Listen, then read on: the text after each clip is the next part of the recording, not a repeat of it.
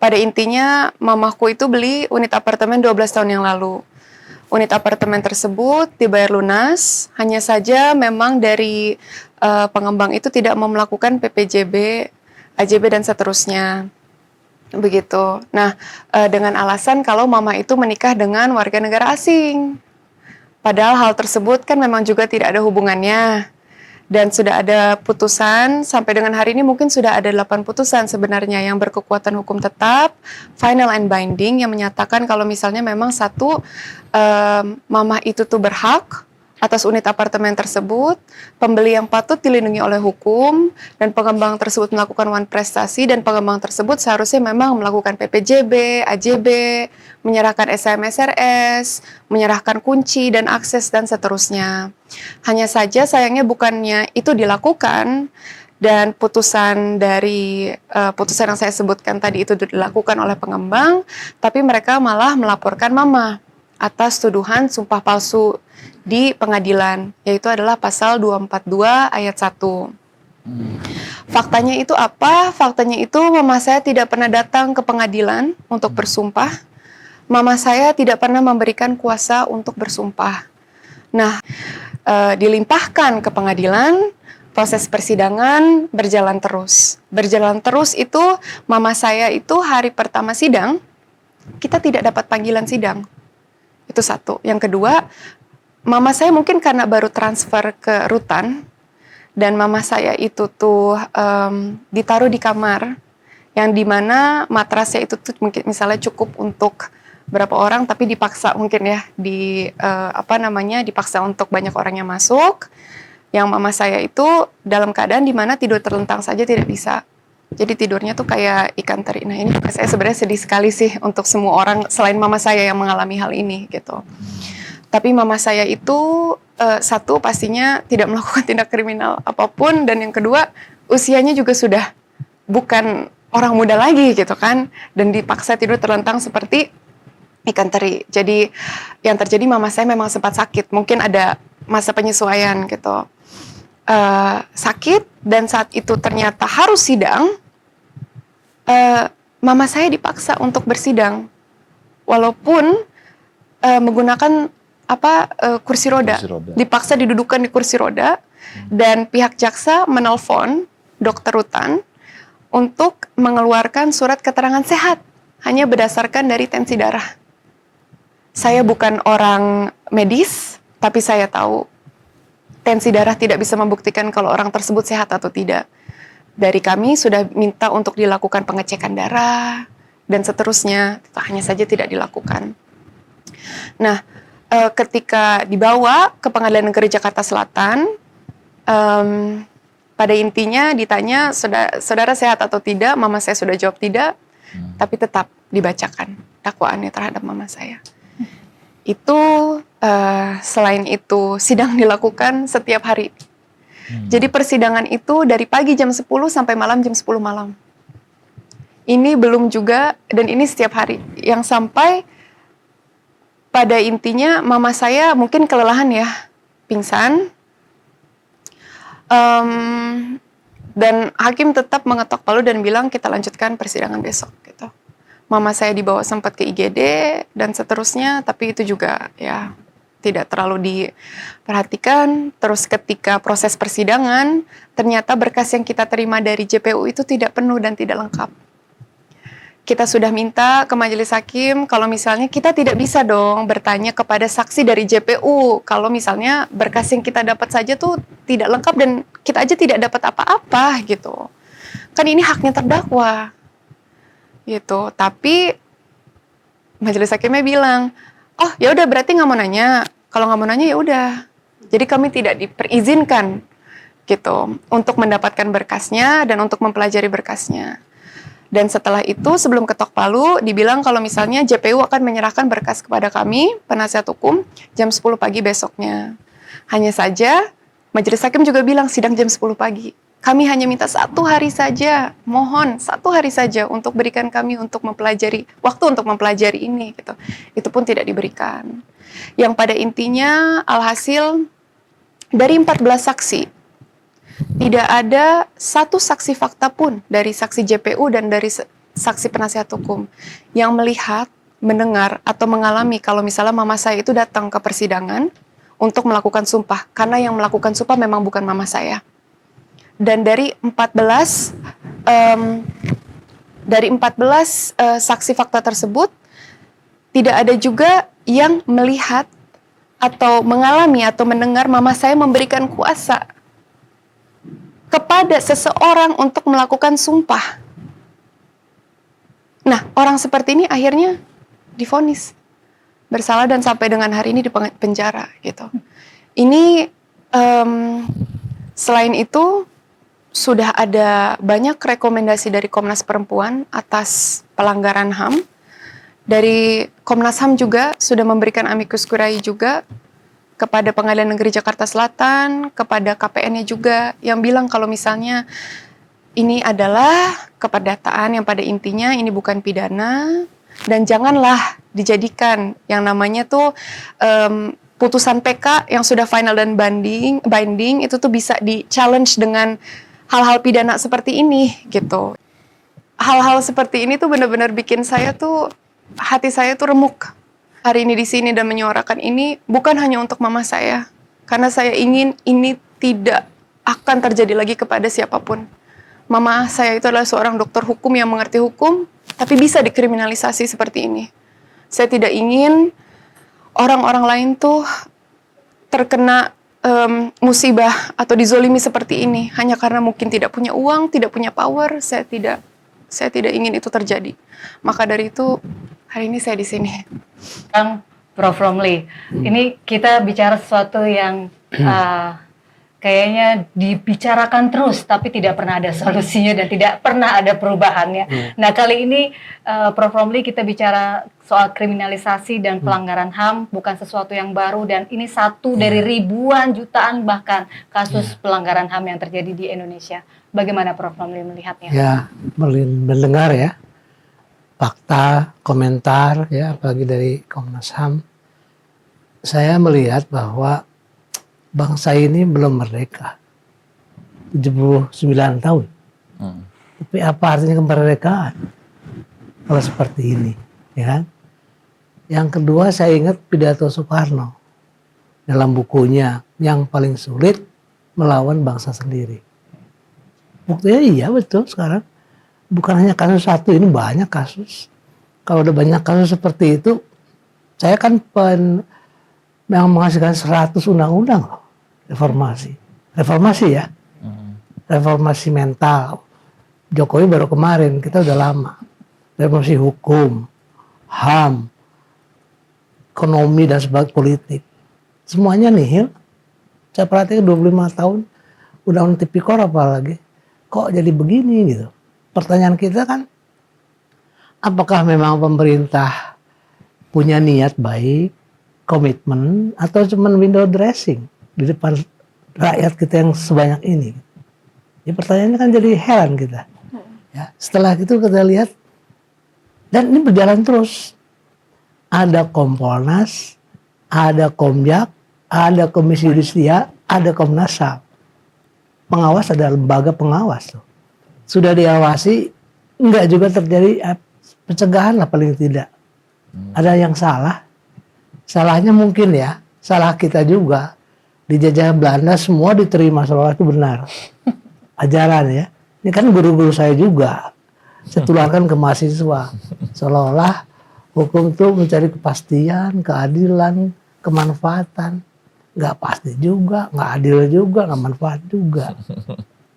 Hukum pidana disalah tafsirkan, padahal hukum pidana itu mencari kebenaran material. Semua diajarkan gitu ya. Kebenaran material, untuk mencari kebenaran material perlulah ada tata cara. Undang-Undang 818 itu tata caranya. Saya ingat penjelasan umumnya itu untuk melindungi hak asasi dan sebagainya. 81 itu. Kemudian ICCPR diratifikasi 12/2005. Ya, coba bayangkan.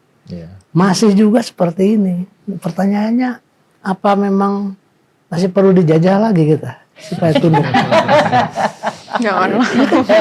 Tapi kan nggak mungkin. Kita udah merdeka. Undang Dasar 45 udah jelas. Bab 10A. memperoleh jaminan kepastian penegakan hukum yang adil. Kepastian hukum yang adil. Nggak dilaksanakan. Udah berkali-kali kok. Saya bilang, jadi ini apa ini? Ya, masalah apa? Katanya kita Pancasilais. Sila pertama ketuhanan, kemanusiaan. Nggak nempel. Hanya diomongin aja, tapi nggak dilaksanakan. Ya kan? Ini pertanyaan besar yang ini bukan masalah kasus. Moral bangsa. Moral bangsa, moral pemimpin, moral penegak hukum. Ya, kasus seperti ini. Tidak mungkin kalau tidak ada satu perdagangan kasus. Tidak mungkin lah. Ya. Normal. Bagaimana polisi nangkap seorang wanita di airport dengan 8 orang. Dipukul lebam. Dalam kondisi sakit harus dipaksa sidang. Tidak mungkin. Kalau penegak hukum itu tidak. Masa penegak hukum kan manusia Indonesia. Punya nurani. Jadi ketika melaksanakan, katakanlah ada transaksi, dia harus berpikir dong, kapan-kapan anak saya, keluarga saya diginiin gimana? Ini paling nggak muncul. Diramekan juga di medsos. Yang ngeramekan dilaporkan pencemaran nama baik. Itu kan. Jadi hukum ini seperti mainan, ya kan? Mainan, lo lapor gua jitak lo gitu kira-kira. Ini kejadian loh ini. Padahal yang melakukan itu kan bukan anak kecil lah. Tahu hukum, dididik di Akpol, ya kan? Lemhanas, Sespim, kurang gimana itu. Terus Kapolres itu pangkatnya kan lumayan tuh. Kapolda, Inspektur Jenderal. Tapi ketika dia melaksanakan aturan, dia menganggap ini punya saya. Undang-undang ini memerintahkan saya untuk menahan, menghukum. Bahwa memang hukum pidana itu ada hak negara menghukum, tapi negara juga harus tanggung jawab apa yang telah dilakukan. Lapas 200% overkapasitas. Saya udah jalan itu ke Cipinang kemana-mana, saya lihat ada yang berdiri tidur. Tanya ke lapas, ini kok berdiri? Ya begitu bro, kenapa? Overkapasitas. Jadi Cipinang 5.000, karena overkapasitas 200%, kata Pak Yasona 10.000. Kalau 10.000 tidurnya udah kayak bukan teri lagi, ya kayak mayat hidup aja, makan. Jadi sambil berdiri tidur, bisa banget tidur. Pernah nggak coba kita sambil berdiri tidur, kecuali mimpi ya, berdiri jalan tidur. Jadi kalau makanan menu satu piring itu 200% bagi 2 menu, termasuk tahanan. Jadi saya bilang ini kalau ketahuan sama Komisi HAM PBB, negara melanggar HAM sebetulnya. Cobalah Komnas HAM, Surati itu Komisi HAM PBB, datang sekali-kali ke sini lihat. Ya, jangan cuma cerita Kemlunya aja bagus, kita bagus. Ya. Karena Kemlu itu sebagaimana jeleknya negaranya, dia bilang bagus. Itu Kemlu itu. Makanya Komnas HAM bersurat, silakan hadir ke sini. Enggak, bukan dosa kan? Bukan pelanggaran HAM itu kan. Justru kita ingin tahu bahwa negara kita belum beres HAM-nya. Berani enggak? Suratilah. Saya backup lah, saya juga ikut ngomong. Ya kan? Enggak perlu. Karena kita ini kebanyakan, orang kita ya, termasuk pemimpinnya, kalau ketemu orang asing, orang luar, coba lihat cara berdiri. Orang mana itu? Seolah-olah nih, negara jajahan apa? Jadi dia tunduk, dia betul-betul ini kalau ada orang asing datang, baru dia, presidennya pun kan goyang kan kalau ada gitu. Mungkin kita harus berani Komnas HAM, karena Komnas HAM itu bagian dari Komnas sedunia, lakukan Surati aja. Tebusan sama presidennya, tebusan nggak apa-apa. Mumpung Prabowo ini baru kan nih presiden, supaya tahu sebagai presiden bahwa ada masalah di negaranya, di negerinya gitu. Ini saran aja ya, kalau saya surati, ya kan, tembusan sama presiden, jaksa agung, Kapolri gitu, supaya tahu. Jadi kalau nggak digituin ya, maaf nih, bangsa kita itu kalau kita nggak gait orang asing rasanya nggak jerah gitu. Ini kelihatan sama saya. Jadi kalau kita sama kita aja kulitnya begini nggak didengar, benar itu ya, saya lihat gitu. Namanya kepala polisi sampai ke bawah indisipliner semua. Coba polisi tembak, ya kan? Sampai ada saran polisi taruh di Kemdagri, taruh di ini. Itu kan masyarakat melihat bahwa polisi mau di tempat di mana sama aja. Dulu di ABRI ya, ABRI-nya marah, ya kan? Pisah. Kita 98 dipisah sengaja. Makin berdiri bukan makin bagus, makin nggak bener. Ini sama lah, Mahkamah Agung juga sama, Kejaksaan Agung sama, saya tahu. Tapi kok nggak malu gitu. Jadi rasa malu itu hilang. Sungkan, nuraninya udah ketutup. Sama apa? Jabatan dan uang. Ini nyata loh. Kalau saya bicara ini, saya bisa buktikan, bisa kasih tunjuk di mana ada apa gitu kan.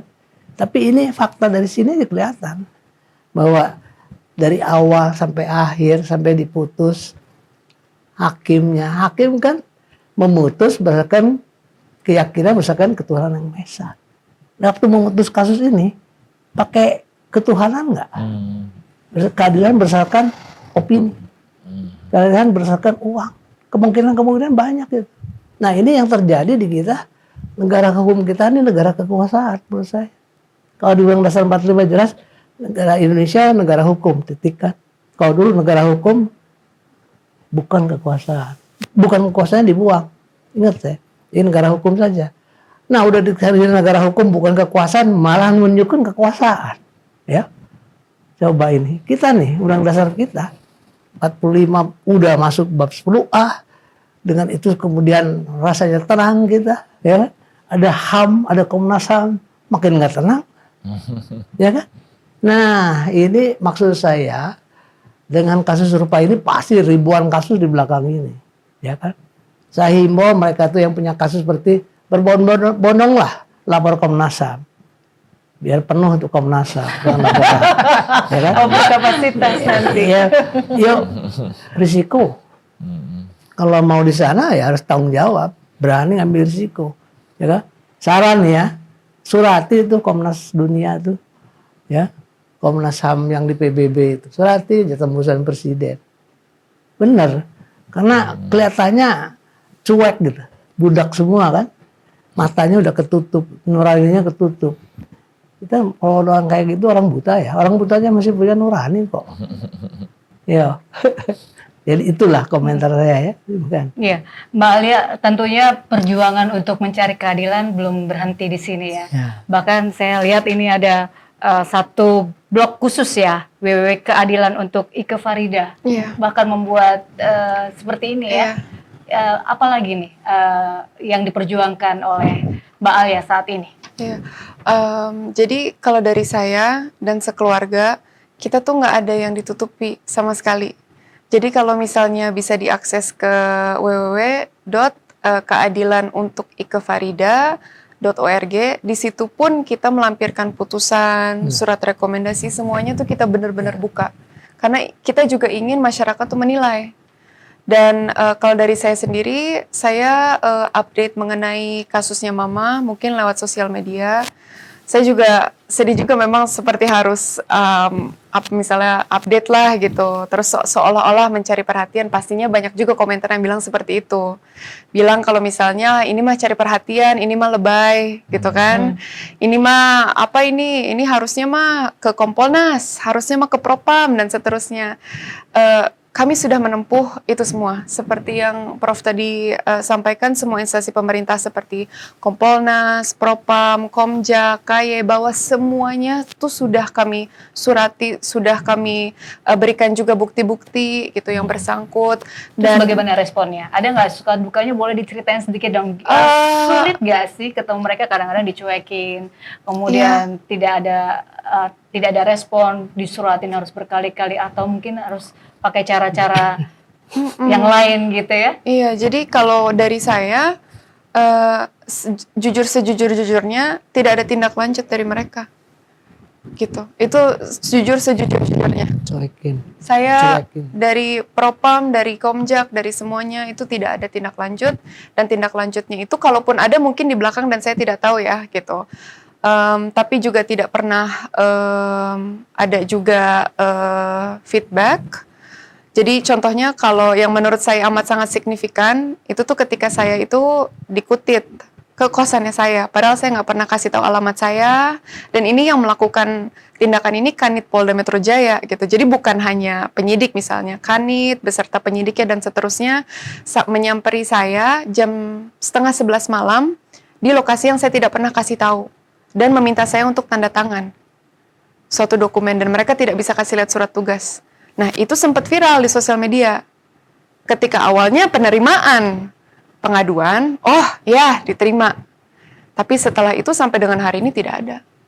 Setahu saya Kanit tersebut jadi dipindahkan ke tadinya kan di Krimum, jadi Krimsus, jabatannya tetap jabatan tinggi gitu. Jadi hal-hal seperti ini mungkin dilakukan, perpindahan tersebut mungkin dilakukan ya untuk menurut saya untuk mengalihkan atensi.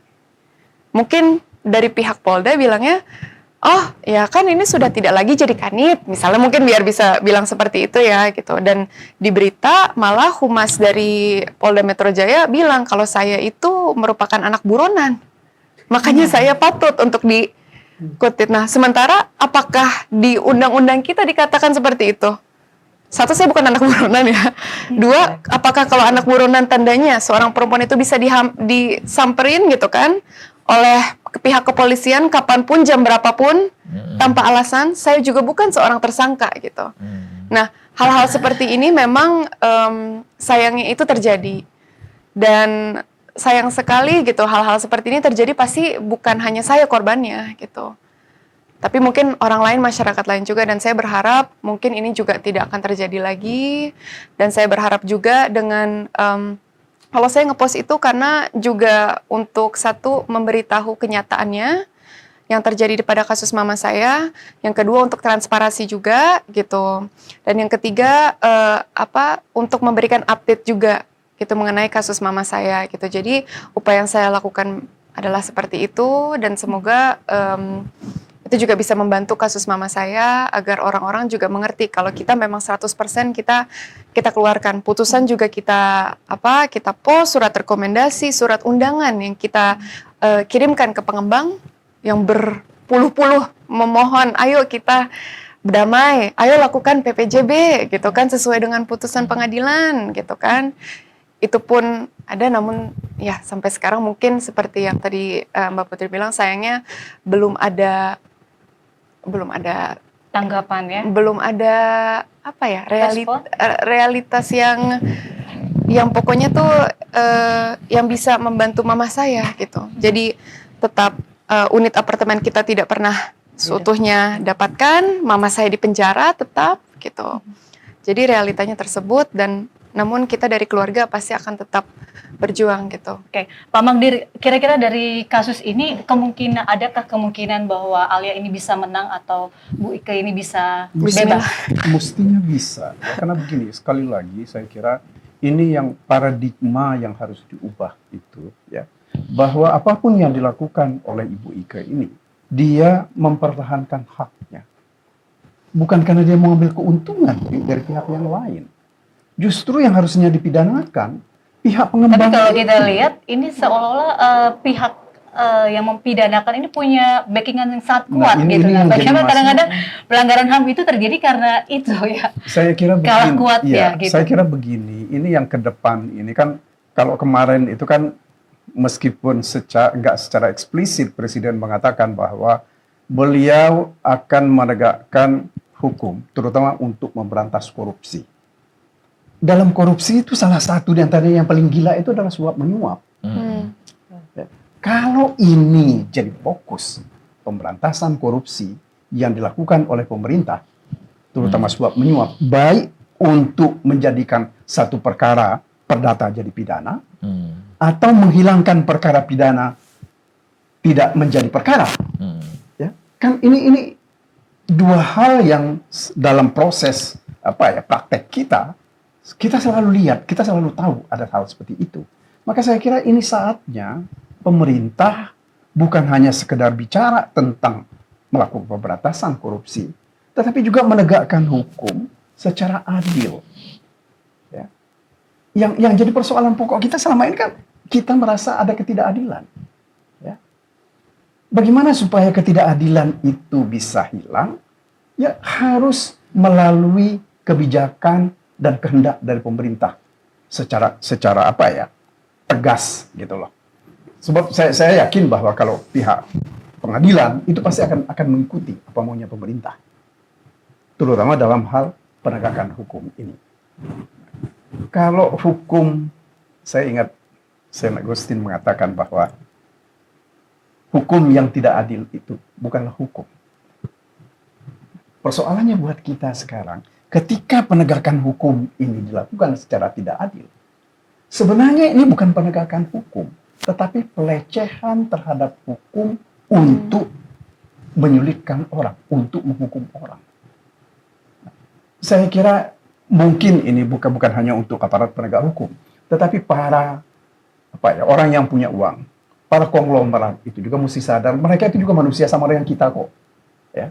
Mungkin hari ini bisa mereka lakukan terhadap kita nggak tahu tahun depan, 2 tahun yang akan datang, mereka yang akan diperlakukan seperti ini. Karena bagaimanapun juga, satu kasus bisa terjadi kepada semua orang yang lain. Mungkin hanya soal waktu. Jadi saya kira saatnya sekarang ini kita semua menyadari bahwa proses dan cara kita menegakkan hukum dengan cara melanggar hak asasi ini harus kita hentikan. Pemerintah harus bersikap tegas bagaimana caranya di dalam hal menegakkan hukum secara adil itu. Saya kira itu, Putri. Oke, baik. Kalau kita bicara tentang pelanggaran HAM, tadi Pak Dawai juga bilang praktek pelanggaran HAM yang terbesar itu ada di aparat penegak hukum kita ya. Nah, bagaimana PR ke depannya nih? Supaya kasus-kasus seperti Bu Ika dan juga Mbak Alia ini nggak dialami oleh masyarakat kecil. Ini Mbak Alia bisa berjuang karena Mbak Alia juga sekaligus pengacara. Bagaimana dengan masyarakat kecil? Kita tahu yang kasus Vina juga viral dan itu banyak sekali terjadi pelanggaran HAM di situ. Nah, bagaimana cara kita menghentikan ini semua? Ya, sebenarnya upaya untuk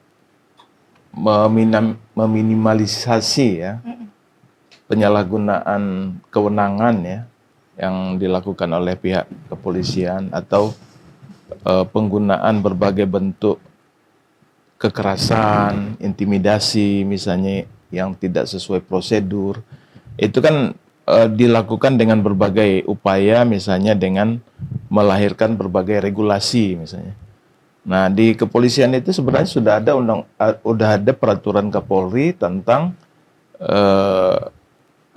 pelaksanaan HAM dalam aktivitas dari pihak kepolisian, mulai di tahap penyelidikan, penyidikan, juga dalam hal pembubaran, misalnya ketika orang berdemo dan lain sebagainya, itu sudah ada peraturan Kapolri-nya gitu loh. Itu, nah, tapi kan yang jadi masalah aturannya. Jadi upaya untuk menghentikan itu salah satu dengan membuat regulasi. Dan untuk bisa lahir regulasi itu ternyata tidak mudah ya. Ada berbagai tahapan yang harus kita tempuh sehingga kemudian Kapolri setuju untuk melahirkan itu. Nah, tapi ketika sudah lahir, ternyata ini juga tidak sepenuhnya bisa digunakan ya. Nah, tetapi Komnas HAM sendiri itu selalu ketika kita menyampaikan ada tindakan yang tidak prosedural dan lain sebagainya, itu biasanya kita mengacu kepada aturan-aturan yang ada. Nah, dari sanalah kemudian kita membangun komunikasi dengan pihak-pihak di kepolisian, misalnya Irwasum, Irwasda misalnya, untuk kita sampaikan dalam kasus-kasus tertentu gitu loh. Bahwa ini ada kasus nih, aturannya seperti ini tapi prakteknya kok begini. Nah, kita minta untuk supaya dilakukan tindakan dan ada sejumlah rekomendasi yang kita sampaikan. Misalnya kalau itu pelanggaran yang sifatnya administratif, itu mungkin teguran sampai pemecatan mungkin ya. Tapi kalau itu sudah masuk ke tindak pidana, maka harus proses hukum harus dijalankan gitu. Nah, jadi kewenangan-kewenangan itu yang meskipun sering terjadi ya, pelanggaran ini sering terjadi, saya kira kami akan terus melakukan itu, koreksi itu ya.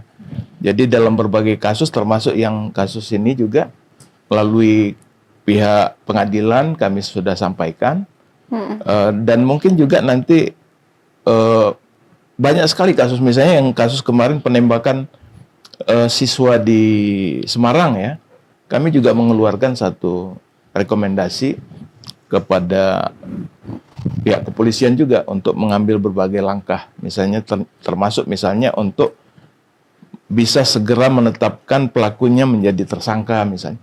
Jadi hal-hal itu yang kita juga lakukan gitu. Jadi maksud saya ya bisa jadi ada yang akhirnya ditindaklanjuti oleh pihak kepolisian, mungkin bisa enggak, tapi kita nggak boleh bosan untuk mengingatkan ini dan melakukan langkah-langkah kita. Dan yang saya kira yang cukup efektif sekarang kalau langkah itu juga kemudian disambut oleh publik gitu loh. Melalui media sosial dan lain sebagainya. Bagaimanapun juga saya kira media sosial ini selain tentunya berangkat dari media sosial, kita juga tetap melaksanakan tugas, jadi saling gayung bersambut gitu loh. Nah itu saya kira salah satu upaya yang bisa dilakukan bersama-sama, karena itu salah satu kesadaran yang harus kita bangun. Kalau ada ketidakadilan di sini dan kita diam, tidak menutup kemungkinan, kata Bang Magdir tadi, suatu saat kita sendiri yang akan kena atau keluarga kita yang akan kena. Nah karena itu ayo kita hadapi bersama-sama nih. Ketidakadilan harus kita suarakan bersama-sama. Nah mungkin seperti bisa jadi kita seperti ngomong di tengah gurun gitu loh. Seperti nggak ada orang yang mendengar gitu. Tapi kita ya harus tetap berusaha, berikhtiar gitu loh. Dengan berbagai inovasi-inovasi baru ya. Bahkan ada jargon juga no viral, no justice. Nah, ini Mbak Ririn ini ada jargon no viral, no justice. Bahkan kalau kita mencari keadilan sendiri, Mbak Alia tuh 12 tahun harus mencari keadilan, sampai sekarang juga belum menemukan titik temu. Jangankan 5 bulan ya, 1 hari di penjara itu sudah luar biasa. Kita punya pengalaman yang pahit gitu ya, berada di dalam penjara. Bagaimana menanggapi hal ini? Sosmed itu kan sebenarnya teknologi ya. Teknologi itu sebenarnya kan harapannya adalah memberikan hal-hal yang positif. Karena dia justru bisa melihat hal-hal yang tidak kita lihat sebenarnya. Jadi sisi positifnya adalah ayo kita mulai menggunakan sosial media supaya banyak yang tidak terlihat menjadi terlihat. Tapi bukan berarti sosial media juga tidak disalahgunakan, karena banyak juga yang ada di sosial media kemudian dikriminalisasi. Jadi ternyata ada dua pisau nih, dua mata uang. Jadi bisa digunakan dua-duanya. Jadi harus hati-hati juga dengan penggunaan teknologi itu sendiri.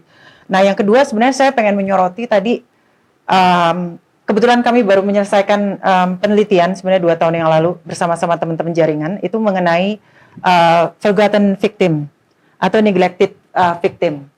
Jadi ini adalah korban-korban yang dilupakan, yang sebenarnya di luar kategorisasi dari Undang-Undang Saksi dan Korban, terutama kaitannya dengan keluarga. Jadi keluarga dari korban, keluarga dari pelaku itu juga korban, karena mereka ternyata terimbas dengan seseorang yang terlibat di dalam peradilan, yang berhadapan dengan hukum, dan ini nggak pernah kedengeran. Jadi cerita-cerita tadi yang Prof juga katakan, loh ini melaporkan justru jadi pelaku, kemudian dikuntit, kemudian ini menjadi loh dia anak buron, so what anak buron. Kemudian ada juga kasus-kasus lain yang kemudian meninggal dunia, kemudian perceraian, banyak sekali kos yang dibuat. Lalu ketika kami buat itu, kita juga dapat pertentangan, terutama dari keluarga, dari teman-teman lain bilang, oh you basically mendefend keluarga koruptor, yang juga menikmati hasilnya. Kita nggak tahu apa yang terjadi. Dan hasil penelitian kami, kebetulan penelitiannya hanya terkait dengan pelaku yang berhadapan dengan hukuman mati. Gitu. Jadi belum sampai ke dirimu, nanti mungkin besok-besok bisa kali ya menjadi salah satu objek penelitian kalau tidak berkeberatan. Jadi yang mau dikatakan adalah yes, hukum pidana itu bersifat individualis. Satu, tapi di situ ada unsur kolektivitas di mana dia mempengaruhi seluruh keluarga. Dan individualis itu harus dijaga sebenarnya oleh penegak hukum. Ya boleh melibatkan keluarga, tapi ada batasannya, ada rambu-rambunya gitu. Jangan sampai menimbulkan korban baru dan korban menjadi pelaku, atau jadi mix up, nggak jelas gitu. Of course, ketika kami menginterview penegak hukum mereka mengatakan kan kita nggak tahu, siapa tahu keluarganya bisa jadi tersangka, kemudian tersangka dulu, kemudian terdakwa. Semua ada batasannya, makanya rambu-rambunya harus jelas itu. Dan itu yang sebenarnya agak terlupakan dan saya pikir itu harus digarisbawahi dan semoga dengan sosial media harapannya ya itu bisa terekspos bahwa ada korban-korban lain yang tidak kelihatan dan kita lupakan. Itu aja sih. Oke, baik. Terima kasih. Mau menambahkan silahkan. Dengan tadi ya upaya yang dilakukan itu. Biasanya Komnas itu melakukan berbagai bentuk pelatihan ya. Ya. Baik itu dengan reskrim ya. Yes. Dan kita mencoba untuk menjelaskan bahwa selain hukum acara pidana itu juga ada berbagai soft law ya. Aturan-aturan baik dalam bentuk protokol aturan-aturan human rights ya. Jadi yang harus dijadikan acuan agar supaya hak-hak orang ini tidak terlanggar, termasuk mereka yang mau dijadikan sebagai tersangka atau mereka yang sudah menjadi tersangka atau terdakwa gitu. Jadi harus berhati-hati betul menggunakan. Misalnya tadi tahu-tahu tengah malam didatangi itu kan udah pelanggaran HAM juga gitu loh. Tapi saya pengen tahu juga kalau dari Komnas HAM pernah juga nggak mendapatkan acara gitu? Oh kalau itu sih sebagai pekerja HAM ya biasa. Oh begitu ya. Bentuk-bentuk intimidasi, intervensi itu kan. Itu juga sering terjadi. Iya, hal-hal Harus yang kuat-kuat mental iya, juga ya. harus kuat-kuat mental. Gitu.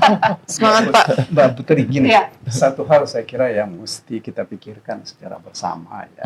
Ini kan kita diskusi-diskusi mengenai restoratif justice, ini kan sudah cukup lama kita lakukan. Akan tetapi yang menjadi problem adalah ada aturan yang dibuat oleh pihak kejaksaan dan juga Mahkamah Agung yang membatasi kerugian sampai 2,5 juta kalau saya tidak salah. Ya. Nah saya kira mungkin ke depan ini agar supaya tidak timbul korban-korban seperti ini, yang dikedepankan oleh aparat penegak hukum kita ini adalah menggunakan restoratif justice, ya, bukan hanya terhadap orang, terhadap satwa pun kan bisa itu dilakukan. Karena satwa bisa dilakukan kalau diwakili oleh dokter hewan misalnya. Ini kan praktek-praktek di Amerika sudah terjadi seperti itu. Nah, karena kita ini ke depan ini mau menjadi negara hukum yang lebih baik, kan begitu, Prof. Romli ya. Mari kita coba mulai, saya kira menyerukan dan meminta kepada aparat penegak hukum lebih mengedepankan penyelesaian perkara pidana dengan restoratif justice. Itu satu. Kemudian yang kedua, menyelesaikan perkara-perkara yang bersifat administratif, selesaikan dengan cara administratif. Jangan semuanya mau dipidanakan. Tuh. Ya, ini yang pokok sekarang ini harus dilakukan. Benar. Saya kira begitu. Iya, semoga ini tidak klise ya. Kadang-kadang hal-hal yang klise ini yang sering kali terjadi di masyarakat. Prof. Romli, what's next nih? Untuk terutama pertama untuk kasus dari Alia sendiri dan apa yang harus kita lakukan untuk pelanggaran HAM ini? Ke depan ya, kita menghadapi prolegnas yang sekarang. Ada KUHP sana, saya baca. Kesempatan kita membongkar KUHP kembali. Tapi saya udah baca yang Pak Diamsa itu persis Undang-Undang 881, nggak jauh beda. Tambah aja Komisi Investigasi Hakim investigasinya itu, selebihnya sama, ya. Tidak ada perubahan yang fundamental. Jadi kebetulan yang kita bicarakan nanti saya juga minta diusulkan supaya ditunda lah, kita bahas kembali gitu. Karena kelihatannya ya DPR ya itu lihat-lihat dulu, itu kan udah lama masuk, baru sekarang, belum lagi yang perampasan aset lain-lain lah. Jadi saya lihat melalui perundang-undangan perubahan bisa, melalui kelembagaan pengawas itu, ya kalau bisa jadi satu aja, kenapa sih harus ada Kompolnas, Komjak, ya kok sama aja tugasnya Gakum kan, penegak hukum, ya kan, cukup satu aja pengawas lembaga penegakan hukum lah, udah satu aja. Komisi Yudisial nggak perlu ada lagi, ngapain ya. Jadi yang saya lihat sekarang ini kalau rame di medsos, hakim baru dipanggil, kalau enggak diam aja. Kawan saya juga ketuanya tuh Amzulian ya, jadi kalau Kalau begini kan nggak ada artinya, ya kan? Ya, itu saya lihat ada perubahan kelembagaan, perubahan undang-undang, khususnya HAM, Pak Magdir bagus, restoratif justice, Perkap, Perja ada, MA malah buat, tapi masalahnya kok masih dibatasi nilai angka. Jadi restoratif justice yang katanya itu kan khas Pancasila, ya musyawarah, mufakat, kekeluargaan, kok masih dibatasi nilai uang. Jadi harganya manusia itu pakai uang ya, bayang. Jadi saya lihat nih setengah hati restoratif justice karena rame ikut-ikutan. Jadi sekedar ikut, ada jaksa ada, ini ada, tapi apa betul begitu kan? Enggak sebetulnya. Karena apa?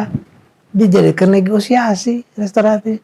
Mau yang mana? Mau yang di sini atau ke sini gitu aja. Kan itu kayak makan Padang tuh. Kreatif Mas. Masyarakat Indonesia soalnya ini ya. Jadi Paling kreatif. ya aparat juga kreatif. Jadi ini masalah kita kan masalah kembali. Apa kita mau berhukum, ya kan, atau mau gimana gitu. Yang kelihatan ke depan kekuasaan. Persis yang dikatakan guru besar kita, almarhum Prof. Mokhtar, hukum dan kekuasaan itu dua sisi dari satu mata uang. Hukum nggak bisa jalan sendiri, perlu kekuasaan. Kekuasaan tanpa hukum anarki. Sekarang terjadi. Jadi kita alih-alih hukum nih hanya nonton, akhirnya nonton, ya kan, geleng-geleng kepala, bicara tapi nggak bisa apa-apa. Harapan kita kan yang jadi pemimpin lembaga kejaksaan, kepolisian, ya kan, betul-betul termasuk hakim-hakim Mahkamah Agung. Bagaimana kita miris, ya, kasus Tanur ya, gimana bisa pembunuhan ada suap, pembunuhan, lalu siapa yang menyuap? Siapa? Perantara nyuapnya lawyer, ahli hukum. Bayangkan tuh, masih mau disuruh kasih itu. Yang disuruh, yang diterima juga hakimnya mau merubah, mesti dihukum, dibebaskan. Jadi maksud saya, ini kalau lembaga kehakiman MA sudah seperti ini, kemana kita mencari keadilan? Ayo, mau kemana? Apa kita gempur aja tuh MA? Ya kan? Pakai apa nih Pak? Enggak, termasuk jadi nantinya anarki. Yang bahaya itu kalau sosial anarki. Betul. Udah nggak lihat lagi aturan. Bahaya itu. Nah ini apa kita harus nunggu revolusi sosial apa gimana? Ini pertanyaan ini bakal kemungkinan kalau begini terus. Ini baru satu. Belum banyak lagi itu. Ya. Nah mudah-mudahan Pak Prabowo ini sebagai presiden yang seorang militer, jenderal, tegas, keras. Kan gitu mintanya ya. Keras, tegas, beras korupsi. Saya tantang, saya bilang silahkan coba, berani nggak? Mulai dari diri sendiri kan, keras tegas tuh mulai pada diri sendiri. Kalau diri sendirinya aja belum selesai, bagaimana mau tegas mau keras? Ini masalah kita loh. Saya lihat dari ujung ke ujung pemimpin kita, termasuk SBY, katakan tidak korupsi juga. Ya, jadi dari mana kita mulai gitu, generasi ke generasi kan begini. Generasi sekarang lihat senioritasnya kok kayak, jadi ikut. Kalau nggak diapa-apain, ya Pak, Komnas HAM nih, ya mesti rada berani loh Pak, jangan tanggung-tanggung. Berani Prof. Jangan takut ditegur lah. Kita kan tugas amanah, ya. Karena HAM itu luar biasa. HAM itu diakui seluruh dunia. Korupsi kan enggak. Korupsi beda, kita kan kerugian, sedang enggak ada itu. Tapi kalau HAM mau universal itu. Jadi kalau Bapak berteriak, alhamdulillah mungkin bisa jadi perhatian. Paling tidak presidennya ditegur sama HAM PBB. Ada benar ada gitu kan gitu, ya. Ini saya ingat Mary Robinson dulu yang mau masuk meneliti pelanggaran HAM itu Timor Leste dan sebagainya. Dia hanya mengatakan Indonesia belum siap. Terus kita ingat Pak Habibie mesti gimana, ya udah gimana deh. Nanti pakai statuta Roma kan. Unwilling or unable. Dengan undang-undang HAM ada willing, ada able. Apa able-nya? Pengadilan HAM. Berhenti itu. Tapi sebatas kertas. Yang saya tahu bahwa dalam pelaksanaan itu nggak mungkin, karena HAM itu pelanggaran bukan hukum, politik HAM. Karena sasarannya negara. Nggak ada HAM sasaran kita enggak, negara terhadap warga negara. Jadi bagaimanapun juga negara kita sudah siap. Jenderal-jenderal, polisi-polisi masuk sidang pengadilan HAM. Komnas HAM penyelidik loh, Iya. ya kan? Penyelidik. Berani nggak Komnas menyelidiki polisinya yang kanit tadi yang kata tantangan loh Pak. Jalankan aja undang-undang, jangan takut nanti kita dampingi lah ya. Kanit itu benar-benar menurut saya bukan kanit ya, bukan, mungkin apa ya? Kanit kan pakainya apa ya? Pak, apa dia komisaris ya? Bisa kompol. Bisa Iya. kompol. Bisa rendah dari itu nggak? Mungkin kan? Nggak mungkin kan? Hampir enggak. Ya berarti kan itu levelnya bukan kompol deh kalau gitu kelakuan. Betul. Nah ini, waduh luar biasa ya, kita bicara ini bukan main ini. Ya mudah-mudahan ada lagi korban-korban berikut kayak Alia itu sama ibunya. Kita bahas lagi. Iya kan Pak? Ya, terima kasih. Baik, terima kasih Prof. Romli atas closing statement-nya, harus tegas dan keras dalam menegakkan moral penegak hukum. Berikutnya Mbak Alia, ini di program Suara Kebenaran, silakan apa yang ingin Mbak Alia suarakan, kebenaran apa yang ingin Mbak Alia suarakan. Menurut saya semuanya sudah saya mungkin jelaskan. Dan saya mau ucapkan terima kasih banyak atas kesempatannya. Terima kasih juga kepada Bapak dan Ibu semua. Saya hari ini menambah ilmu juga, alhamdulillah. Tapi yang pasti mama saya akan bebas. Saya percaya, saya masih percaya pada negara Indonesia. Saya akan berjuang. Saya mungkin ilmunya masih belum ada apa-apa, tapi saya akan belajar terus. Tapi saya tahu kalau misalnya satu hal, kalau orang yang salah, orang yang tidak salah itu tidak boleh dipenjarakan atau dikriminalisasikan, walaupun misalnya pangkatnya itu lebih rendah, walaupun tidak punya uang, walaupun tidak punya power gitu. Saya yakin mama saya akan bebas dan saya akan berjuang terus sampai itu terrealisasikan. Terima kasih. Amin, kita doakan bersama, mudah-mudahan tahun depan atau tahun ini Ibu Ika bisa segera bebas. Kita doakan bersama. Pak Magdir, silakan untuk closing statement tentang topik kita hari ini. Iya, saya kira ini beginilah ya. Seperti saya katakan tadi, ini satu pelajaran buruk dalam proses penegakan hukum kita. Jangan sampai ini dilakukan lagi oleh orang-orang yang merasa atau memiliki kedekatan dengan aparat penegak hukum. Mereka menggunakan kedekatan itu untuk menyengsarakan orang. Sebab bagaimanapun juga kita ini kan sama-sama manusia. Ya. Kalau sesama manusia saja kita tidak menghargai, siapa lagi yang mau kita hargai? Saya kira ini yang pokok harus dilihat dan harus juga mereka rasakan. Gitu.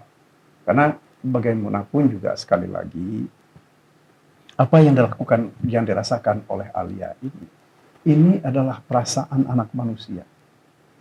Bagaimana mereka sedih, bagaimana mereka merasa terluka oleh orang lain ketika mereka menuntut hak. Ini kan Alia ini sama ibunya kan bukan mau mencuri kan, bukan mencuri hak orang, tidak, mereka menuntut hak. Ini yang kita minta perhatian dari pemerintah terutama terhadap orang-orang yang dalam tanda kutip secara hukum mengalami degradasi hak. Mereka-mereka ini kan termasuk orang yang mengalami degradasi hak karena adanya ketentuan-ketentuan kita yang ya saya nggak tahu bagaimana itu dulu bisa diatur, bisa seperti itu. Sehingga kalau orang punya perkawin campuran, dia ada hak-hak tertentu yang tidak bisa diambil atau tidak bisa digunakan. Saya kira ini yang harus dilindungi. Karena mereka lebih rentan daripada kita yang lain. Saya kira untuk melindungi orang-orang ini yang paling di depan itu adalah penegak hukum. Itu yang kita harapkan. Jangan sampai seperti terjadi seperti Mbak Putri katakan tadi, no viral, no justice. Apa artinya kita negara hukum? Kalau itu yang terjadi. Amin. Jadi jangan nunggu viral. Jangan nunggu viral. Keadilan harus terus Keadilan ditegakkan. harus ditegakkan. Kalau di di ininya para advokat itu, meskipun langit akan runtuh, keadilan harus kita tegakkan. Ya. Kan begitu. Ya Allah. Betul, saya setuju. Jadi kita harus terus tegakkan hukum apapun situasinya ya. Nah ini yang paling berat juga nih, tugas Komnas HAM. Kasus-kasus pelanggaran HAM ini semakin banyak dan terus meningkat dari tahun ke tahun. Bagaimana Pak Dawai untuk closing statement terkait dengan topik kita hari ini?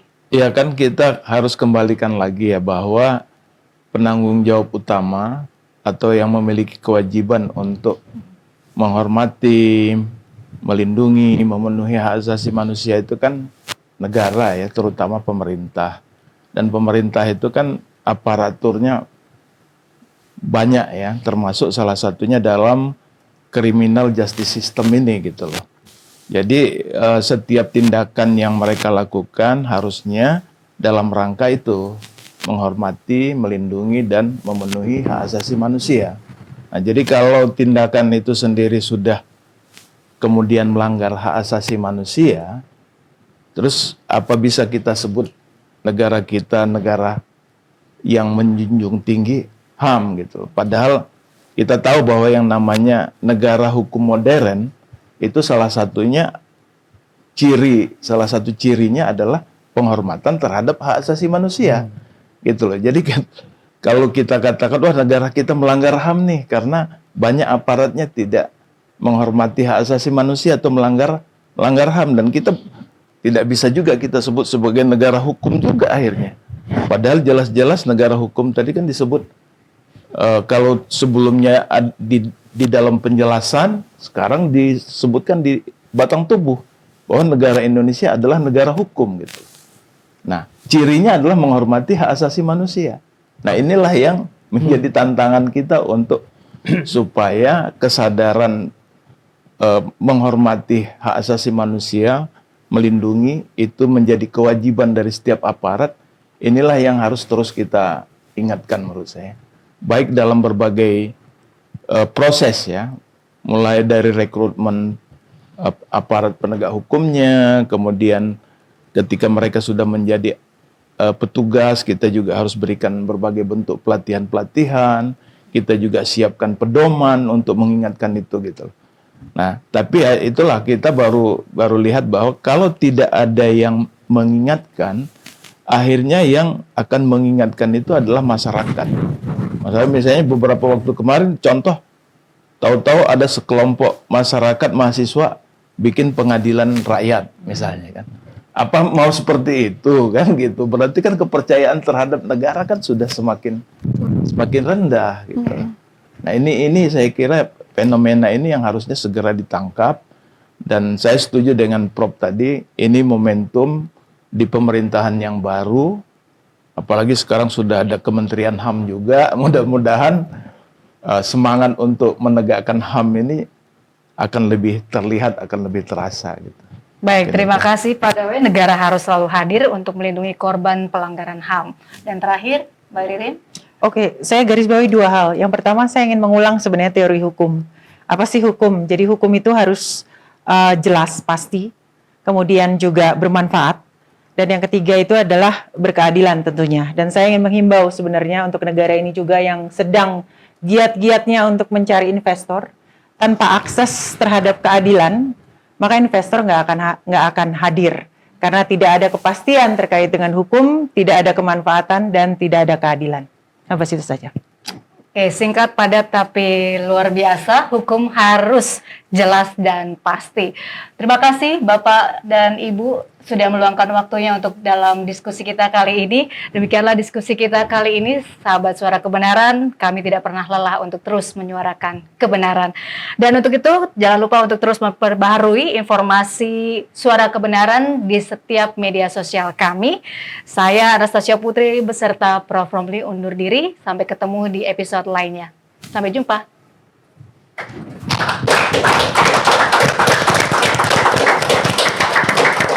Suara kebenaran bergema di hati, menggapai cinta, menghapus korupsi. Dengan ilmu dan kasih kita melangkah, bersama memajukan bangsa yang kita cinta. Bersama bersama kita melangkah. Prof. Romli, pemandu kebenaran sejati. Suara kita takkan pernah padam. Bersama Ram, suara